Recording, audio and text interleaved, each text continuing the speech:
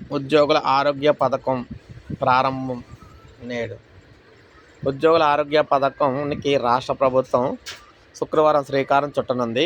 సచివాలయంలో మధ్యాహ్నం 1 గంటకు ఉప ముఖ్యమంత్రి బట్టి విక్రమార్క, వైద్య ఆరోగ్య శాఖ మంత్రి దామోదర్ రాజనరసింహ, ప్రభుత్వ ప్రధాన కార్యదర్శి సంజయ్ జాజు పథకాన్ని ప్రారంభించనున్నారు.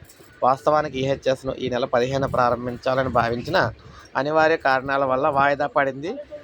కాగా ఈ పథకాన్ని ప్రారంభిస్తున్న సందర్భంగా కొత్త ఉద్యోగుల ఆరోగ్య పథకం పోర్టల్ను ప్రారంభించడంతో పాటు హెల్త్ కార్డులను చైర్మన్ మారం జగదీశ్వర్, సెక్రటరీ జనరల్ ఏలూరు శ్రీనివాసరావు తెలిపారు. ఉద్యోగుల ఆరోగ్య పథకానికి సంబంధించిన దాదాపు 360 ఆసుపత్రులతో ఒప్పందాలు ఖరారు చేసుకున్నారు. ఉద్యోగుల నుంచి ప్రతి నెల మూల వేతనంలో 1.5% చందా వసూలు చేస్తారు. అంతే మొత్తాన్ని ప్రభుత్వం చెల్లిస్తుంది. వైద్య చికిత్సలకు సెంట్రల్ గవర్నమెంట్ హెల్త్ స్కీమ్ రేట్లను వర్తింపజేస్తారు.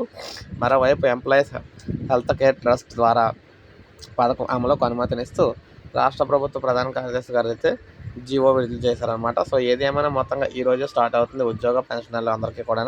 సో ఇది అప్డేట్. ఒక లైక్ చేయండి, సబ్స్క్రైబ్ చేసుకోండి, మన ఛానల్ సబ్స్క్రైబ్ చేసుకొని